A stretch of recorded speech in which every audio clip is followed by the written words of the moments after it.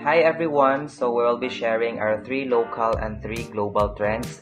So first, let's have the local trends. So local trend number 1 is online content creation. So Filipino students actively engage and create content for school and social media, including videos, infographics, memes, and presentations using tools like Canva, TikTok, or AI video editors. So why it is important? It is important because it encourages creativity, digital literacy, and communication skills while giving students a platform to share ideas and advocate for causes. So how it affects education, students or the community.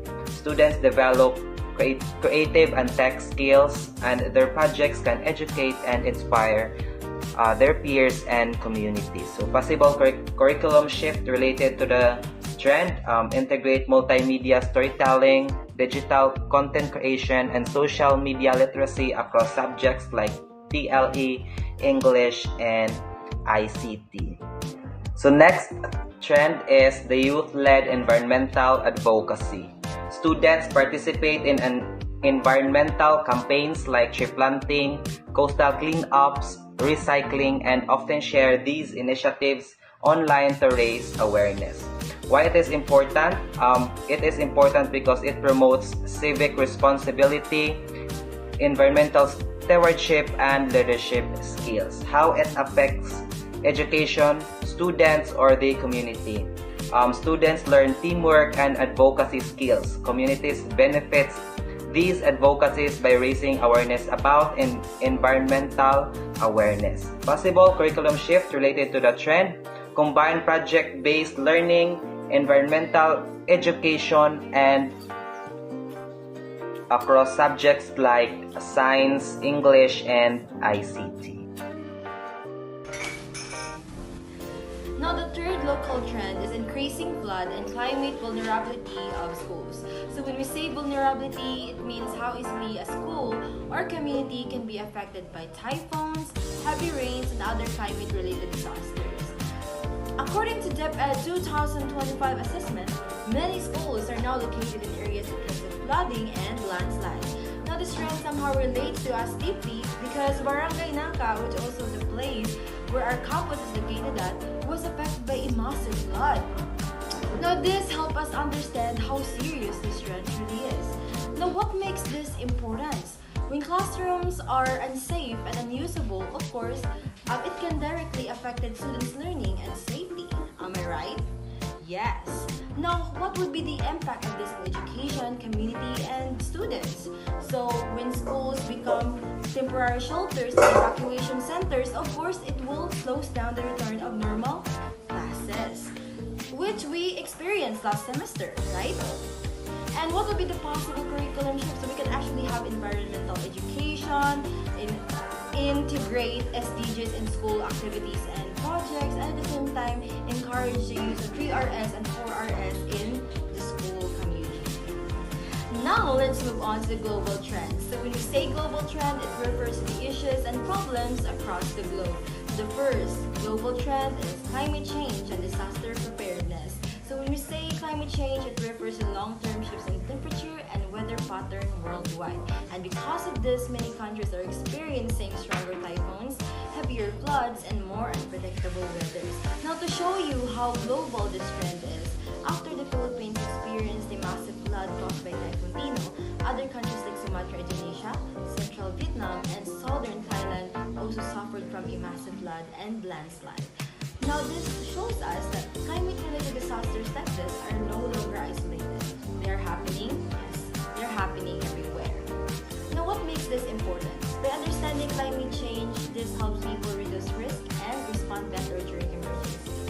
And what would be the impact of this on education, community, and students? So for students and other people in the community, they will be affected holistically and academically, especially when their homes or schools and communities are severely impacted by these disasters. Now, what would be the curriculum shifts for this? So, we can actually have the RM lessons or drills or disaster drills. We can also have sustainability projects and community engagement like tree planting and general cleaning in our community. that's all.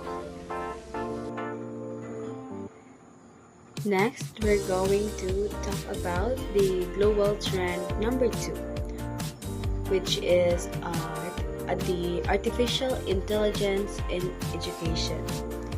So, artificial intelligence in education refers to the use of smart technologies such as chatbots, adaptive learning systems, and automated tools to support teaching and learning. So, AI can personalize lessons, provide instant feedback, and help teachers manage tasks like grading and lesson planning. So, this trend is becoming more common as technology continues to advance in schools worldwide. So, why it is important? So AI is important because it helps make learning more efficient and personalized. Students also learn at different paces, and AI tools adjust lessons based on individual needs and performance. It also helps teachers save time on routine tasks, allowing them to focus more on teaching, mentoring, and supporting students. So, how it affects in education, students, or the community? In education, AI improves access to learning resources and supports diverse learning styles. Students receive immediate feedback, personalized practice, and additional support when needed. For the community, AI prepares learners for future careers by developing digital literacy. So, problem solving and technological skills that are essential in today's workforce. So, the possible curriculum shift related to the trend is curriculum changes may include integrating AI literacy, coding, and digital ethics into subject. So schools may also use AI-powered platforms for assessments, tutorials, and learning analytics. Teachers may receive training on how to use AI responsibly and effectively to enhance learning rather than replace human interaction. So the last global trend is inclusive and holistic education. So inclusive and holistic education focuses on meeting the diverse needs of all the learners while developing them academically, emotionally, socially, and mentally. So this approach ensures that students of different abilities, backgrounds, and experiences are supported in a respectful and learner-centered environment. So why it is important? It is important because this trend because this trend education should be fair and accessible to everyone. So when schools address students' emotional well-being and mental health, learners become more confident and motivated. So inclusive and holistic education promotes equality, respect for diversity, and overall student well-being. So how it is affect education, students, or the community? So in schools, inclusive education provides better support for students with disabilities and learning differences. So students benefit from a safer, more supportive learning environment that values mental health and emotional development. So communities benefit as students grow into empathetic, responsible, and social-aware individuals. Possible curriculum shift related to the trend is curriculum changes may include integrating social emotional learning, mental health education, and values education into lessons.